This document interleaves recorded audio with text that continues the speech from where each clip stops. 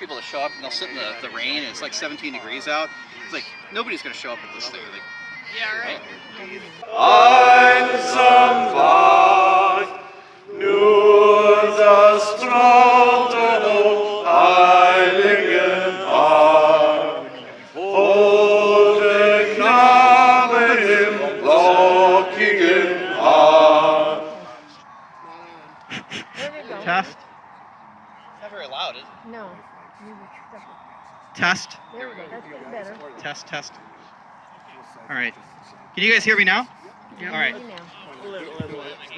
I don't know how long the battery's going to last in this, so we'll try it. Schlaf in himmlischen Ruhe. Schlaf in himmlischen Ruhe. For those of you guys who have come out, I know, thank you for braving the weather and stuff. You get a little taste of what the trenches were like in November, December 1914. Get a little pain and suffering for the effort. We did have some guys last night that slept out. If this thing cuts out, just let me know, because it's going to be really hard for me to figure out whether this is working or not.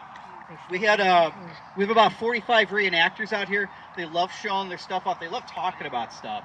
So it's like playing Army reenacting, like when you're a kid. The sticks are really expensive though.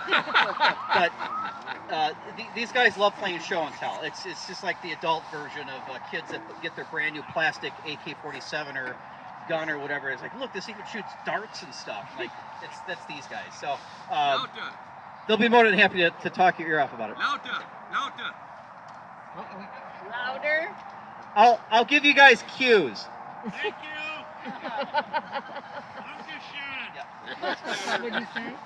Thank you. So I'm going to tell you the story of the Christmas Truce, and for those who've come back and they kind of made this an annual tradition, I appreciate you guys coming out. And we started a World War I event here back in 2012, I think, for the 100th anniversary of World War I. When we built the trench system, I went to the museum and I said, you know what I'd really like to do? We have the trenches. Why don't we use them for a Christmas event that's really off the wall, kind of avant-garde? Some of the women could get their husbands to actually come out to a Christmas thing. And this is something that I always want to put together. So I put together this presentation because when I was a kid, I watched a documentary on old Channel 11, WTTW. It was about the Christmas Truce. And I always remember that. And every year I try to make sure that I could watch it again. You couldn't record anything, so you had to make sure you had watched it. Yeah. And they talked about how in 1914 you had the British, the French, and the Germans, and in some cases even the Austro-Hungarians, Russians, and that they would actually broker these local truces. And I said, that's a really cool story. Just for those who don't know much about World War I, because it's 110 years ago at this point, there's a massive arms race at the end of the 19th century. And European empires were developing more and more sophisticated implements of war. They had territorial claims, the age of imperialism. Asia, Africa, they're divided up into colonies. Everybody's kind of hopping on that bandwagon. We had our own colonies in the U.S. as well. And some of these advances include like the development of machine guns, modern artillery, fast-fire artillery, long-range artillery, airplanes had just come out. The Wright brothers flew just like 12 years or something like that before the war broke out.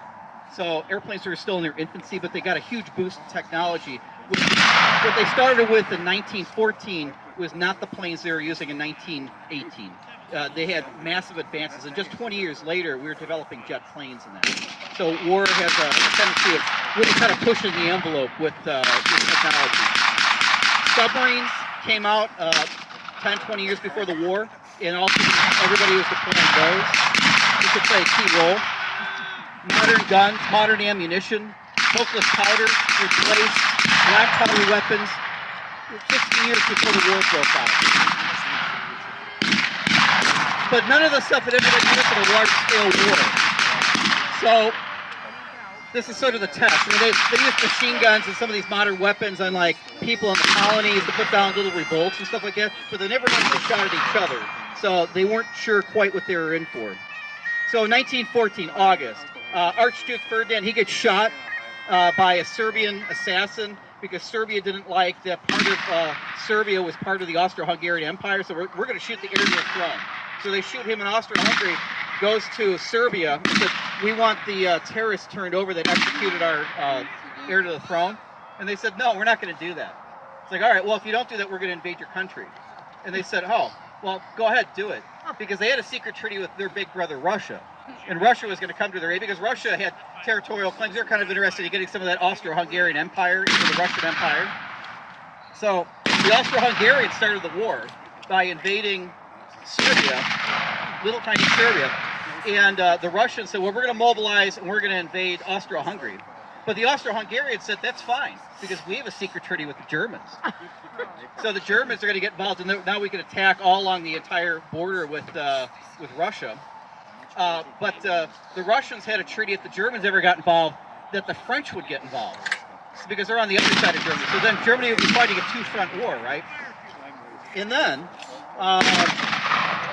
when the Germans attacked, they said it's going to take the Russians forever, because it's a big behemoth, the rail system's not going to it's going to take them a while to mobilize. So we'll send some divisions to go hold them down and delay them. We're going to send most of our army through neutral Belgium, because there's no defenses there. And they went through Belgium to come into the Pas-de-Calais region of northern France to swoop down to capture Paris. That was their goal. However, the British had a treaty dating back just 100 years earlier to the Napoleonic Wars, where they said if neutral Belgium ever got invaded by anybody, the British would come to their aid. So that's how the British got invaded. So the British sent an expeditionary force over to combine with the French, and that's where things were in the beginning of 1914. The Germans made rapid advances. It looked like they were going to capture Paris. Their plan was going to succeed. But the French stopped the German drive on Paris at the Marne River, just like 30 to 50 miles outside of Paris. Paris, they could hear the cannon fire off in the distance. That's how close they were. They rushed troops to Paris, and the French, well, how are we going to get all these guys to the front? We don't have enough motorized transport. So the entire taxi service system of Paris threw all the soldiers that came off the trains, and they rushed them to the front in taxis. Real story. And as the fighting stabilized, all of a sudden, everybody's got machine guns. They got all this fast-fire artillery. They have all these modern weapons. They realize, it's really hard to advance into machine gun fire. So they started digging in. That's where the trenches started forming in the fall of 1914. And you have to keep in mind, too, after the humiliating defeat of France by the Germans, the Franco-Prussian War in 1870-71, the Germans came in and they fought a war with the French, and then they basically had the entire French nation under occupation.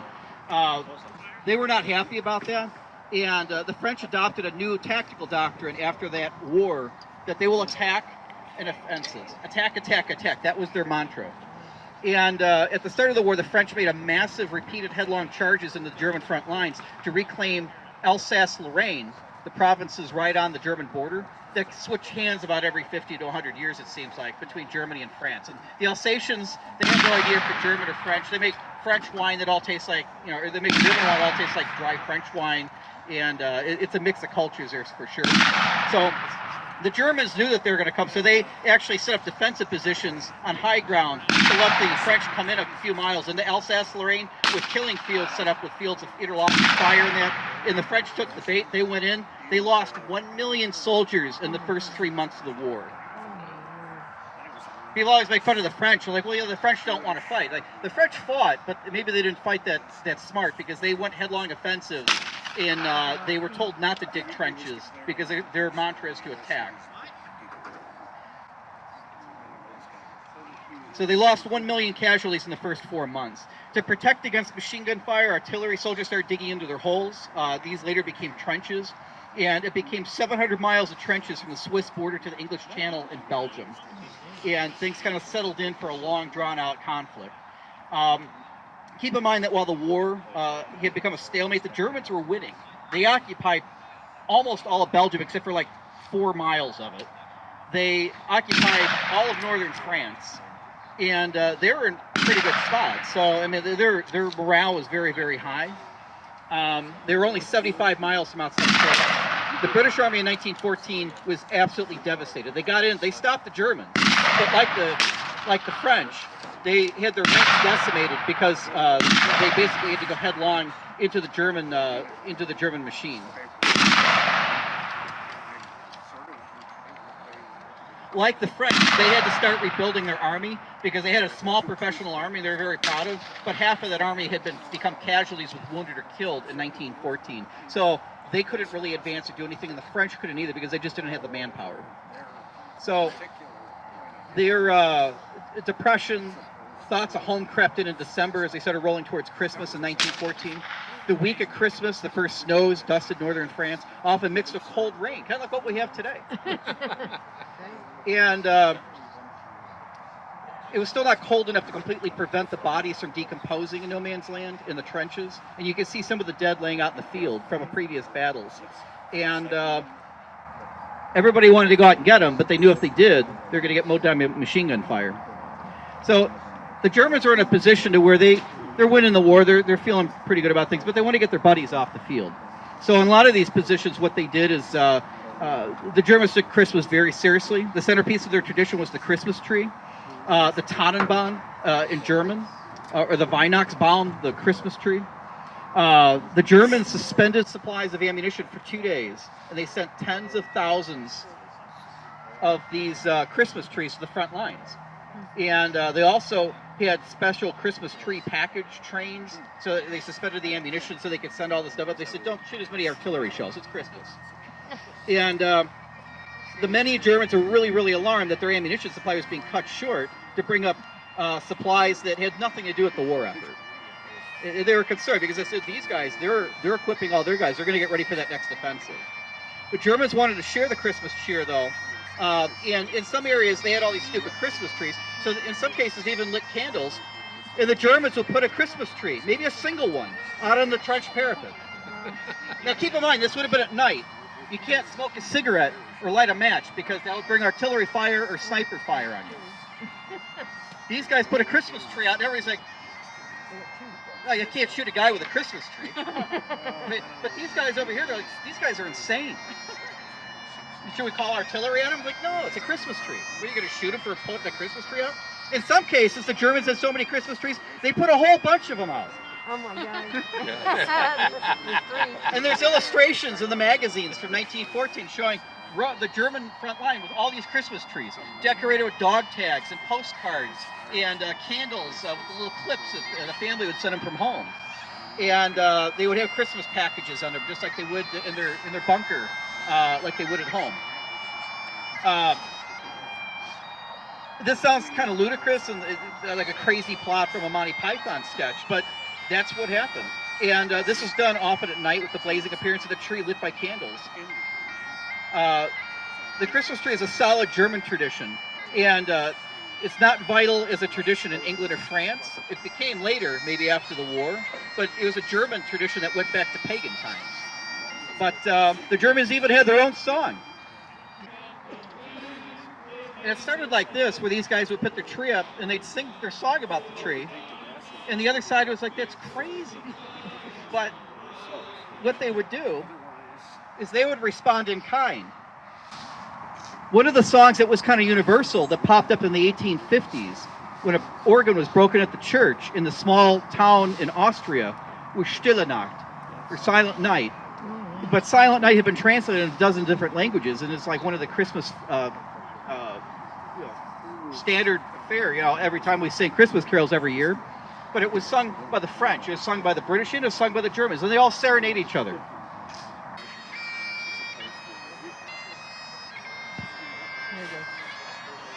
And the British were one of those die-hard traditionalists where, Napoleonic times and prior, the way you communicated on the battlefield was with music, drummers and fifes and all that sort of thing. And the band, the military band, wasn't just like a ceremonial thing or to entertain. It was. But it was also so you could communicate on the battlefield. But the British, to keep morale up, would actually march with their bagpipers all the way through World War II. That's also weird. But it's cool. But this is what the Germans would hear, and usually this is done at night. And they would sing back and forth to each other.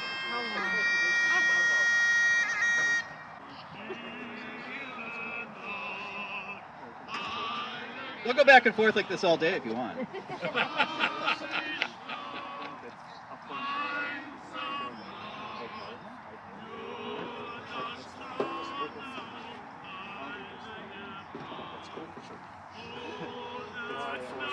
practice all morning.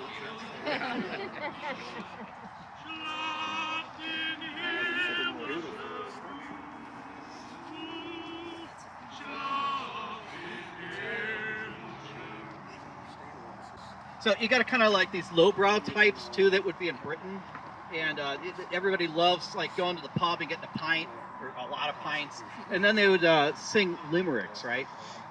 I'll try to clean this one up though. So this is one that was taken directly out of like some of the one of the diaries of what they sang to the Germans. So it was Christmas Day in the cookhouse, the happiest day of the year. Men's hearts were full of gladness and their bellies full of beer.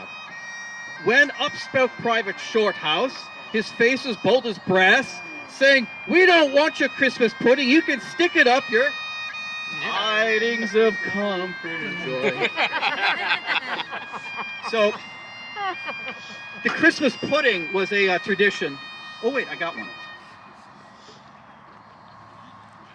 So this is a Christmas pudding tin from 1914. And it says on here, "Hearty Christmas greetings from the City of London Territorial Association." And that's like their version of like the National Guard. But they bake hundreds of thousands of these so everybody could have their traditional British Christmas pudding. And every soldier was supposed to get one of these. They got thousands, hundreds of thousands of these. These guys are so sick of eating plum pudding, I'll tell you that they had no interest in it. What's not as commonly known is that the decade prior to World War I, a lot of young Germans were looking for work outside of Germany for the lack of jobs, and they went to England in a lot of cases. So the most common professions were waiters and taxi drivers. It might be like an analogy today with Polish cleaning ladies or the Mexican guy who's like mowing lawns. It's sort of like the immigrant sort of impression. And taxi drivers and waiters were totally the German thing. So they would yell stuff back and forth like, "Why don't you stick your heads up over the trench so I can take my order, waiter?" Or, "We need a taxi back to Piccadilly, you bloody..." And the Germans would respond in perfect English. "We would, but you don't tip very well, you cheap Englander." The singing in that, over the days leading into Christmas, it led to "You no shoot, we no shoot, Englander." In some cases, they even painted this on canvas tarps or on wooden signs, and they put it up on the trench. Oh, wow. And the two sides agreed not to shoot each other during Christmas. That's nice. And that message was translated roughly in French, English, German, all up and down the lines. And needless to say, that sort of alarmed the upper command that thought they should be shooting at each other.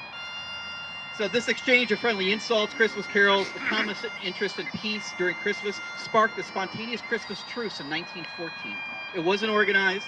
It wasn't planned. It was not observed in all sections of the front.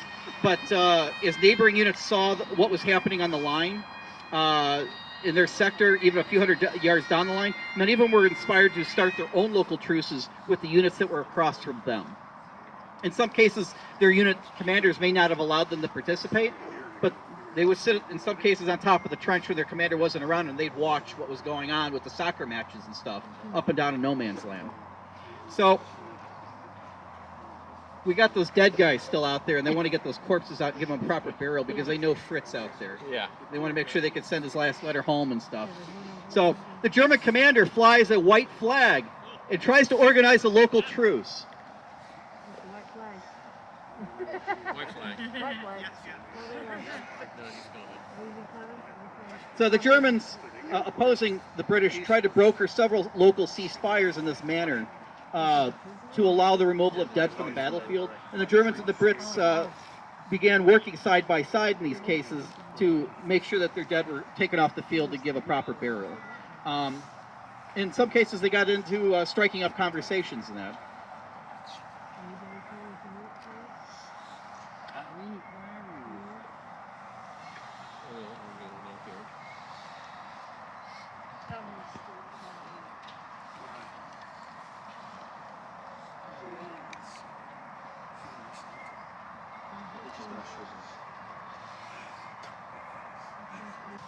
And you can imagine the chances that these guys are taking going out into the field. Yeah. Yeah.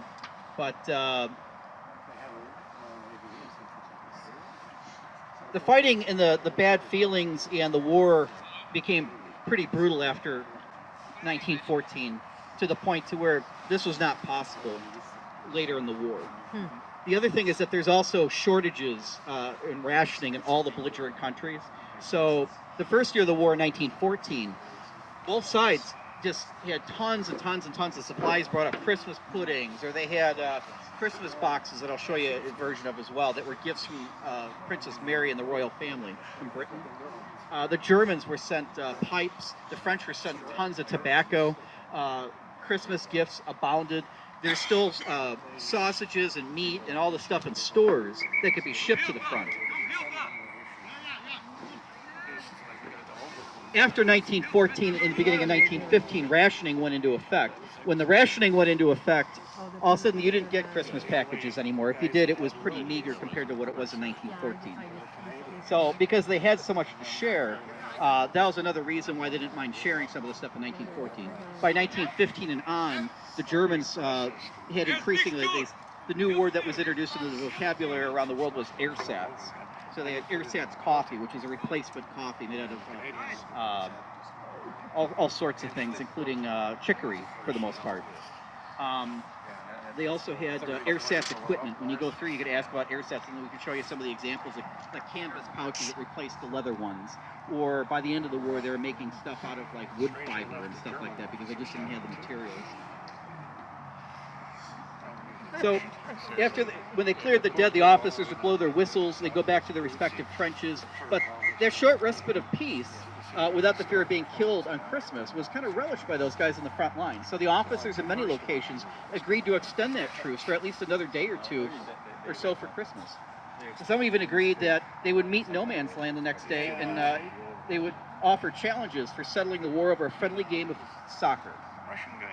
The Brits call it football, of course.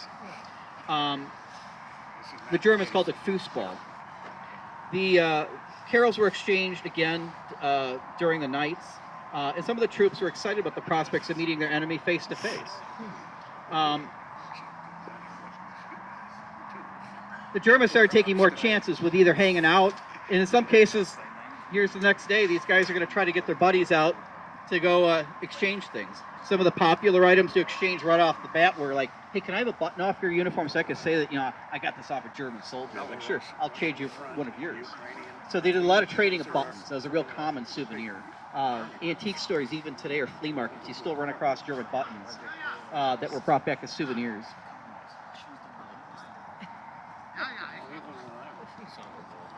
They also exchanged postcards, newspapers. They loved reading each other's newspapers to see what the other side was saying about them. Popular items, as I said, were coat or tunic buttons. The German pistol helmet. Everybody wanted a spiked helmet. So if nothing else, at the office or at a camera, you get pictures of all the guys with the guy's helmet from the other side. They exchanged books, photographs, and other personal effects. So food items in that, cigarettes, cigars, and food were big items of trade. And in December 1914, the war rationing had not been instituted, as I had mentioned. The shelves of all the stores in all the belligerent countries were still flush with goods. It was not until 1915 that a lot of that started. All of the major fighting armies also believed that victory was on their side, and just one more battle away. Just one more battle, and we got this thing nailed. So there's fanatical patriotism on all sides. So if you have a little bit of... civilians would mobilize, and they would actually send tons and tons of care packages. They would knit mittens and things like that. So in England, Princess Mary collected donations to send in a small brass box that was embossed with her image, with the names of all the Allied countries and every British Commonwealth soldier. More than 2 million of them received these boxes that included a card and photos of the royal family, a small package of cigarettes, a package of loose tobacco. For non-smokers, there is a box containing candy or writing pad and a pencil. For non-Christian colonial troops, like from India, which there are quite a few of, there would be a box containing an assortment of exotic spices that you generally couldn't find. And this is one of the tins. And you guys can take a look at these when we break.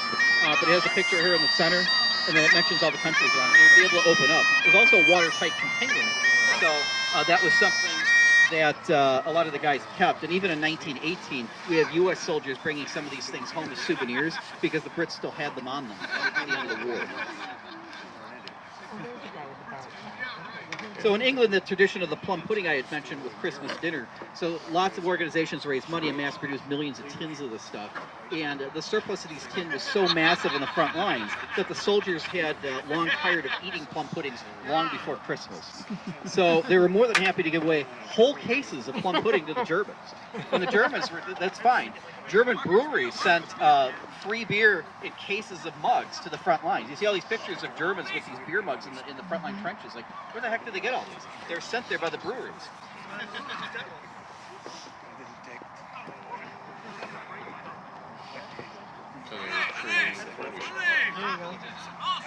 So ironically, many of the British troops wrote home in their diaries from the war that they were alarmed that all their ammunition supplies had been stopped and were being cut short to bring up supplies not directly supporting the war effort. And they said, you know, for sure, those sneaky Germans, they're loading up with ammunition for the next offensive.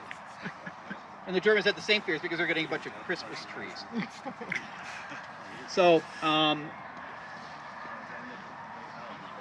both sides had surpluses of Christmas supplies to share, so that was one of the reasons why these guys didn't mind mingling in that. The French were supplied with massive quantities of tobacco, which led to a lot of spare tobacco to be shared or to trade.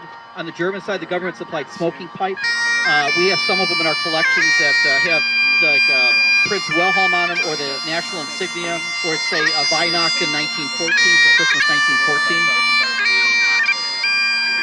Pipes were real common, or of particular interest to the French, who fraternized with the Germans, who opposed them.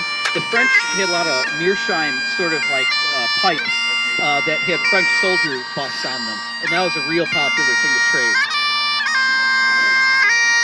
In French and German towns, they received massive number of gift parcels from the home front. Women in towns everywhere in France and Germany collected donations and massive amounts of knitted undergarments and gloves and scarves. Food parcels, letters of thanks. Germans, they called these loving parcels, as they were a way of the German civilians to show their love, especially women, to send their thanks to the men on the front line. German soldiers often complained that they had large quantities of loving gloves, loving sweaters, loving cakes, loving cookies, loving letters, yet no woman at home to love. Alcohol was also in abundance on both sides. They exchanged and consumed freely. The French equipped with large quantities of cognac and wine. The Germans beer and schnapps. The British extra rum rations go around for everybody. Alcohol was still standard issue in all of these armies at the time, but they brought out extra rations. So there were also many reports of soccer games being organized in no man's land. If no balls could be found, they made them out of sandbags filled with other sandbags, or they crafted their own to kick it around. In some cases, they would use barbed wire posts in the middle of no man's land, or piles of overcoats used as the goalposts. This spectacle was recorded by several unit journals, some by other units further down the line that did not participate in the fraternization, but they witnessed such acts hundreds of meters down the road.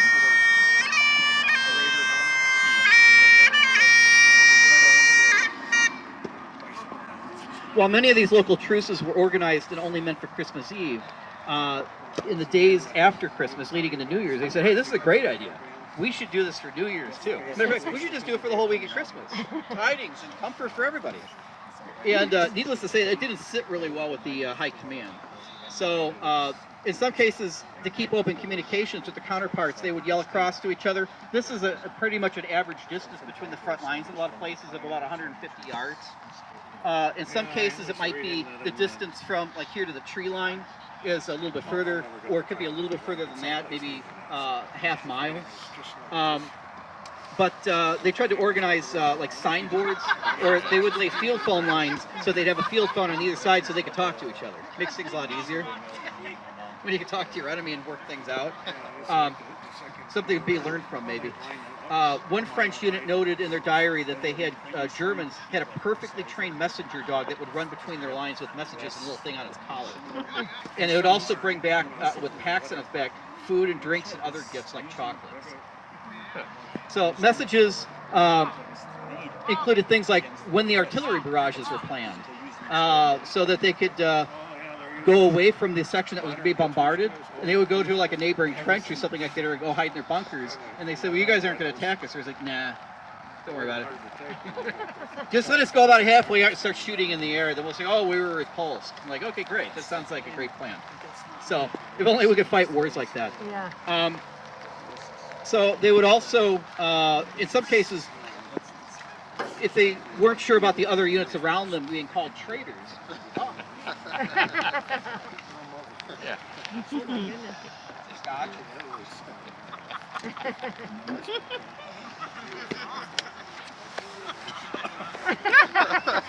Good German schnapps. Danke.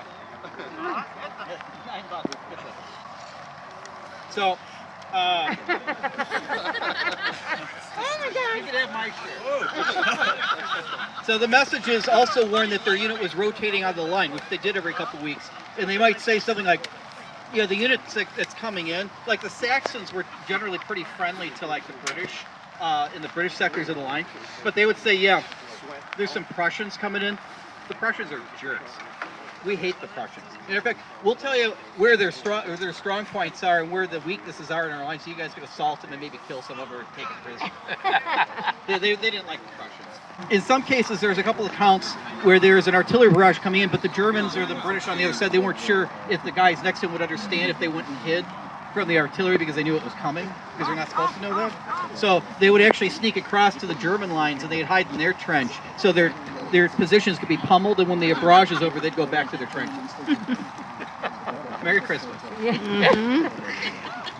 So often these arrangements, nor the fraternization of the enemy, were seen as a positive thing with the upper echelons of command, as I had mentioned. And some officers in the front line just turned a blind eye. Others attempted to stop their troops, but were ignored, or they were found unable to bring their troops back to the trenches once the fraternization had started. It took stern warnings, threats, and the higher levels of command forced troops to break off relations with their counterparts opposing them. Often units that were rotated quickly out of the line because they were no longer deemed combat effective or reliable. In some cases, officers in charge were court-martialed for allowing their troops to fraternize. These efforts led to the rapid dissolution of the Christmas Truce within days of Christmas, and the longest-running truces along the front lines lasted no more than into the first week of January 1915. These efforts led to a large dissolution. These efforts led to a rapid dissolution of the Christmas Truce within days. But what is the meaning of Christmas spirit? The truce in 1914 embodied this hope. Their hope is that there is humanity even in our darkest moments. That there are some universal truths, such as the meaning of Christmas, the light and the darkness. The basic idea of goodwill towards all men, peace on earth, at Christmas time created a grassroots ceasefire on a massive scale along the entire line. No, not all the units participated and not all the firing and killing stopped, but large enough numbers on the front lines, they did put down their weapons and they did shake hands with their enemies. And they shared the same misery with those enemies and the fear of death caused by politics that were starting to question once they're in the front lines, especially when you meet your enemy. All of a sudden you realize they're not so different than you. The peace was temporary, but the question always remains of what might have happened if the troops simply agreed that there was enough killing and refused to fight any longer. If the truce had happened in 1916 or 17, the outcome may have been much different. So it would have been much different than 1914. Most people still believed in victory. It was right around the corner in 1914. By 1916, 1917, that started to be questioned quite a bit. And by 1918, the Germans put up resistance, but when they got overrun, they surrendered. They did not fight to the last man. Only a couple million men had become casualties of the war within the first 5 months of World War I. The war would end with a total of 38 million casualties after the Germans, Austrians, and Turks had finally collapsed, and there is no public support for these war efforts anymore on their end. That included 17 million deaths and 20 million wounded, combined military and civilian casualties in World War I. By comparison, to match the number of deaths from World War I, we would have to kill every single man, woman, and child in northern Illinois and southern Wisconsin, including the entire populations in metro areas of Milwaukee and Chicago. And then we'd come close. But for a moment, on Christmas Day 1914, there's a glimmer of hope that Christmas and the Christmas spirit could conquer hate, even in one of the largest and biggest wars in human history. Oh,